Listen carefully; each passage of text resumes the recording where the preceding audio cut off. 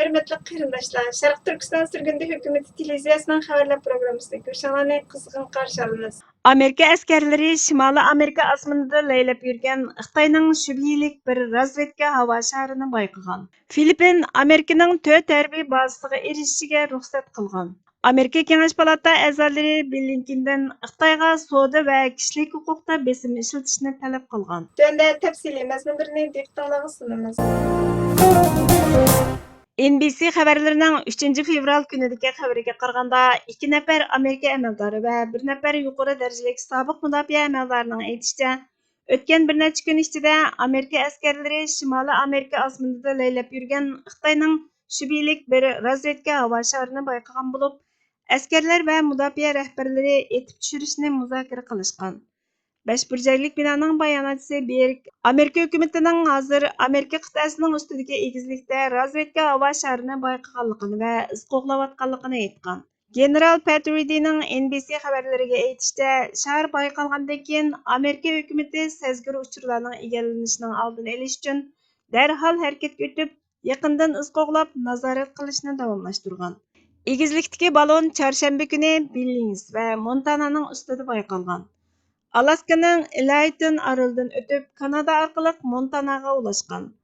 Amerika'nın yukarı derecelik bir əməldarı şəhərinin Amerika asmanında ikənligini aytqan bolsunmu, nədə ikənligini aytmagan.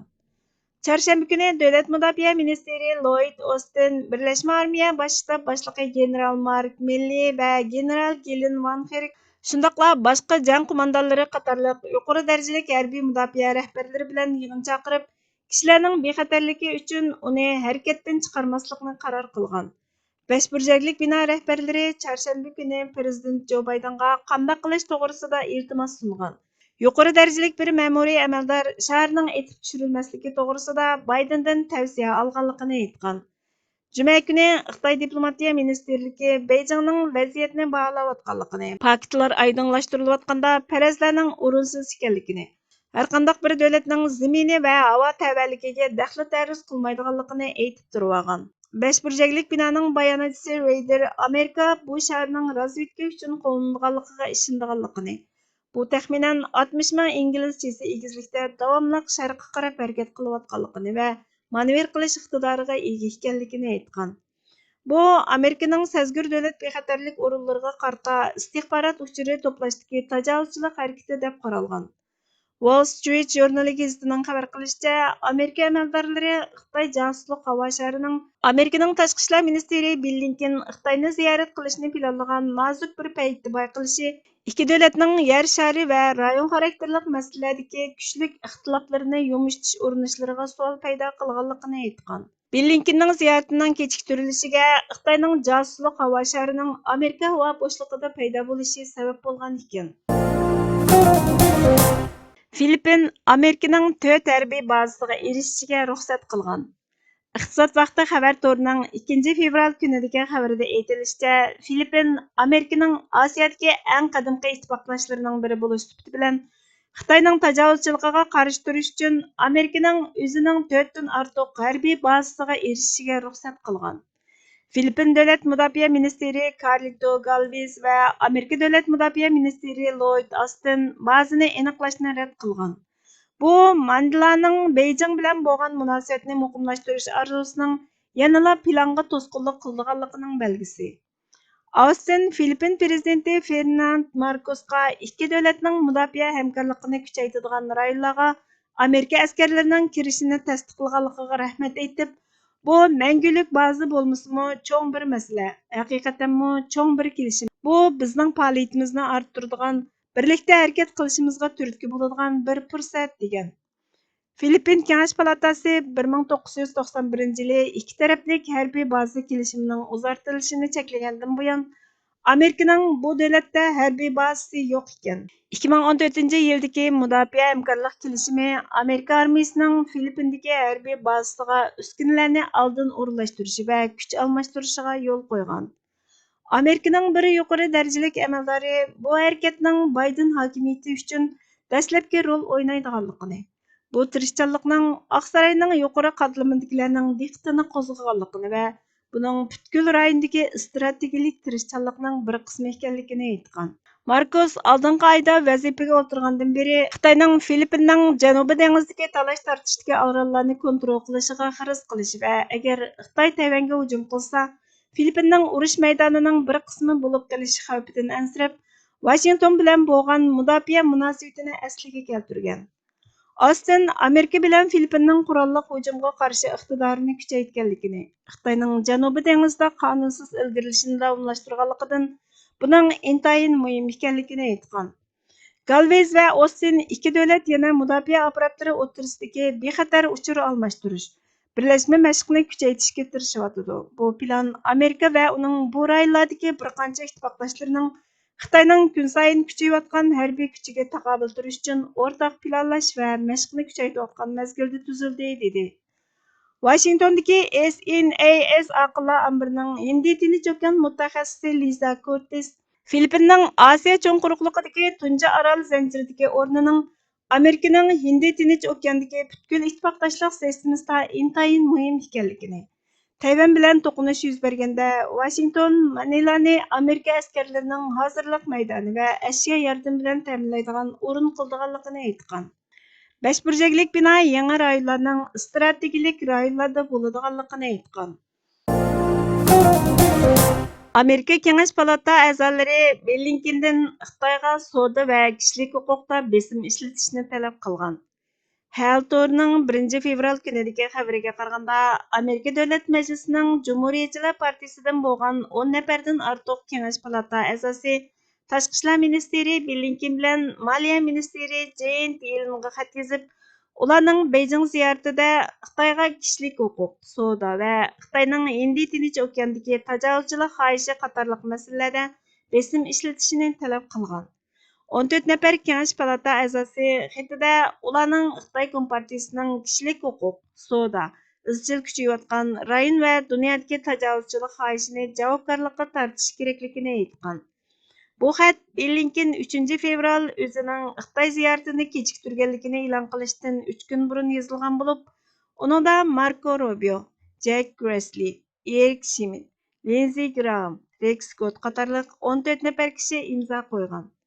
Kengash palata a'zolari xatida Xitoy Kompartiyasining kishilik huquqni eng og'ir dafsanda qilg'uchi ekanligi, Trump va Bayden hukumatlarining har ikkilisi Xitoyning Sharqi Turkistondagi Uyg'ur va boshqa Turkiya xalqlariga qaratgan vahshiylikni irqiy qirg'inchilik va insoniyatga qarshi jinoyat deb e'tirof qilganligini, Blinkenning Amerikaning go'ro'ga elishini suhbat guzur qilib ishlatadigan bir hokimiyat bilan hamkorlashmaydiganligini aniq ifodalash kerakligini eskartgan. Kengash palata a'zolari yana Xitoyning uzundan buyon davomlashib kelayotgan adolatsiz savdo faoliyati va Amerika iqtisodiga ziyon yetkazib kelgan sanoat josusligiga qarshi turishni talab qilgan. Yangi zamon siyosat falsafasining qurg'uchi mutafakkirlaridan faylasuf Jean-Jacques Rousseau shundoq deydi. Bir xalqda aslida davlatchilik bor bo'lsa, hukumat qurish ishi faqat shu xalqning elit sarkillarining soyasi ostida vujudga keladi. Rousseau yuqorqi so'zini yana ilgirlatgan holda, agar hukumat siyosiy elitlarning qo'lida quriladi desak, u chog'da mazkur elit sarkini qandoq belgilaymiz? Qaysi o'lcham orqali uning sarki yoki emasligini o'lchaymiz degan savolni qo'ydi. Uningcha, mazkur siyosiy sarkini tunishning yo'lining uning siyosiy prinsipda mazmut yoki emasligini dangsish, umumining irodasiga, ya'ni bugungi biz ta'kidlab kelayotgan milliy irodaga ega chiqib chiqmayotganligini o'lchash ekanligini ilgari surdi. Albatta, farqli funksiyada xizmat qilayotgan o'xshamagan siyosiy tashkilotlarning bo'lishi har birida sarkillarining o'rin tutgan bo'lishi aqalliy masala. Lekin tashkilotning vazni nuqtasidan elib aytganda, agar surgunda hukumatlar orasidan ilg'ashga to'g'ri kelsa, buning o'lchami mazkur hukumatning milliy irodaga vakillik qilayotgan yoki qilmayotganligi bilan o'lchash, e'tirof qilish yoki qilmaslikni buningga qarab bekitish, chuvish yoki isloh qilishni shu bo'yicha dangsash oqilonlikdir. Agar hukumat milliy irodaga vakillik qilayotgan bo'lsa, hamda uni texmi ilg'orlashtirib isloh qilish kerak bo'lgan taqdirda, uning yo'li changlashtirish, g'aldig'ashliklar bilan harmonlab buzish, pok bilan buzuqni sistema orqali nikoh bilan juplashtirish emas, aksicha buni isloh qilishning eng bexatar yo'li uni kuchaytirish va texmi cho'ng bir qurilma holatiga elib kelishga yaraydigan qo'llash va bor imkoniyatlarni o'rtaqlash orqali quvvatlantirishdir. Sunniy bilan aslini farq qilmasdan, nuqul boshqa elning sistemlashib bo'lgan bir qism qurilmalarni Ya'ni boshqalar o'ziga mos keltirib pichgan kiyimni shu peti oriyatga ilib kelib, mushuningga tushsang e'tirof qilinsan, bo'lmasa sen paxshi deyishning o'zi hadsizlik, zo'rtalik va buzg'unchilikdir. Yig'ib aytganda, bundaq o'ttirg'a chiqishlar maqsadning isloh qilish emas, suzilayotgan bir qurilmani atalmish birilish nomlari ostida dog'lashtirish, uning eqini oldidagi harakat yo'nalishini burash, put-qo'lini tushakish urinishidan boshqa ish bo'lmaydi. Xarakterining turg'un va suvlatqilarni yig'ib to'ngiltib muz yasab, orqadan uningdan dag'dam ketayotgan eqin suvga qarshi to'g'on yasashdek bir ish ekanligi aniq bo'lgan bundaq bir urinishlar ichidan qamlashtirolmaganda teshidan chumoq selib, o'rinsiz sun'iy fantaziyalar orqali hapilishlar isloh qilish emas, imo qilish ujuqtirishdir. Qurish emas, o'rishdir. Ihyo qilish emas, ifsod etishdir, ya'ni buzishdir. Tarixiy saboqlarmı, siyasi saboqlarmı, aqliy tahlillarmı navbatdagi ishni surgunda hukumatdan boshlash otliq projening asli xarakterining nimaligini yuqorqida xulosa qilib turibdi. Shundaqkan, masalani shirkat yoki tijorat jidali kabi ikki taraf masalasi sifatida qarab tomosha ko'rish qancha mas'uliyatsizlik hisoblansa, oq-qora aniq turgan bir ishlarda masalani yana kelib hukumat masalasidan iborat Sharq Turkistonliklarning siyosiy taqdiriga munosabatlik harakatlardagi tugunlarni go'yo taraflarning o'zaro ishida qarab tashlab qo'yish, mohiyatda avlod nasllarining taqdirini ashu so'z egasi bo'layotganlarning mojirolariga tashlab qo'yishdan farqi yo'q bo'lgan angsizlikdir. Bundaq qilishmi o'z navbatida siyosat ko'chasidagi van kampirlarning chapchiligini bozor topqizishga, fasodchiliklarni keng tasha yeyishga ko'rurman bo'lishdan boshqa ish bo'lmag'usi. Sura Baqaraning 11 va 12 oyatlarida shundoq deyiladi. Ularga yer yuzida buzg'unchilik qilmanglar deyilsa, biz isloh qilguvchilarmiz deydi. Ogoh bo'linglarki, haqiqatan ularning o'zlari buzg'unchilardir. Lekin buni o'zlari tuymaydi. Burhan Muhammadning siyosat do'qmishining van kampirlari nima deydi nomli maqolasidan ilindi. Hurmatli ko'ruvchilar, xabarlarimizni ko'rganlar uchun ko'p rahmat. Kelar qitimli programmamiz ko'rishguncha Allohga omonat bo'lgaysizlar.